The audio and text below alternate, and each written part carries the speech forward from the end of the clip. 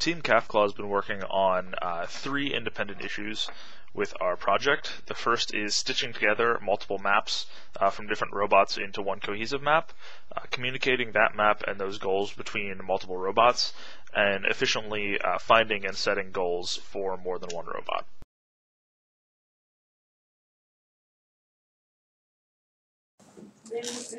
Here we have a robot map that was built using the TurtleBot and the Connect sensor. The TurtleBot started about here, and so the Connect sensor went outward with about a 45-degree field of view. The areas that are completely blank are areas that the Connect sensor did not pick up at all. It has no information because it did not have a hit, so it could not determine where it missed. And the areas where it's crosshatched are areas where the beams on the occupancy grid were intercepted, and it went through and hit something, so it knows that the area that is crosshatched is clear. The areas that are filled in completely are where there is an obstacle or anything that the Connect beams bounced off of. I just won't bring it up here. Alright, so here we have maps that were made by 2 robots. We have Robot A, who started out at this location, and Robot B, who started out at this location.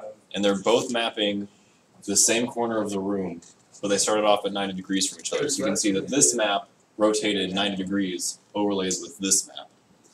And so what we need to do is we need to have an algorithm that is able to take these 2 occupancy grids and use features of the 2 that are similar to match them up. So you can see that right here, this corner and this corner, along with these distinguishing features of the cabinets on the side of the wall, can be used to line up these 2 occupancy grids. And then the new occupancy grid that contains information from both these robots, because they have different areas that they covered even though it's the same place, such as when obstacles are partially obstructed or visible. And then it puts all those together, and then the robots both get the new version of the updated map. So in order to have multiple robots communicate with each other, we have a single ROS network running for all the machines running the robots. There's a single master machine running, and all other secondary robots are connected through it by its URI. And current work involves getting the TurtleBot transform trees running for the multiple TurtleBots. For the path planning process, we first consider a map that where the crosshatched regions have been explored. The solid lines represent what we think are obstacles, and the blank regions represent unexplored portions of the map, and we have a robot sitting right here. The first step of the process involves finding all of the cells on the frontier of the map, which are any cells that are themselves unexplored but lie adjacent to explored regions. So like these areas right here, anywhere where the crosshatching stops and meets a blank space. And then for each robot we compute the distance to each of the cells on the frontier using the estimated occupancy of each of the cells around it. It's a modified form of the value iteration algorithm.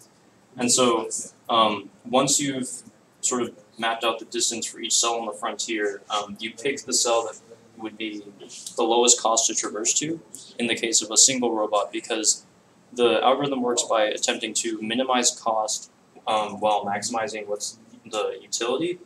And so for a single robot, the utility is uniform for every cell on the frontier, because it's not possible to really estimate utility for a given area. Like this, for instance, this could all just be a wall and we wouldn't actually learn anything new about the map from visiting it.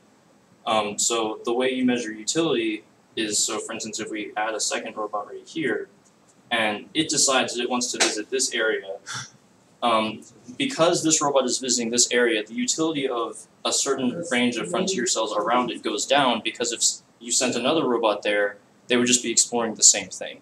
So for instance, whereas this robot may find its closest spot to be here, the utility of this region might be affected by this robot here, and so it may choose to visit somewhere else, like this way instead.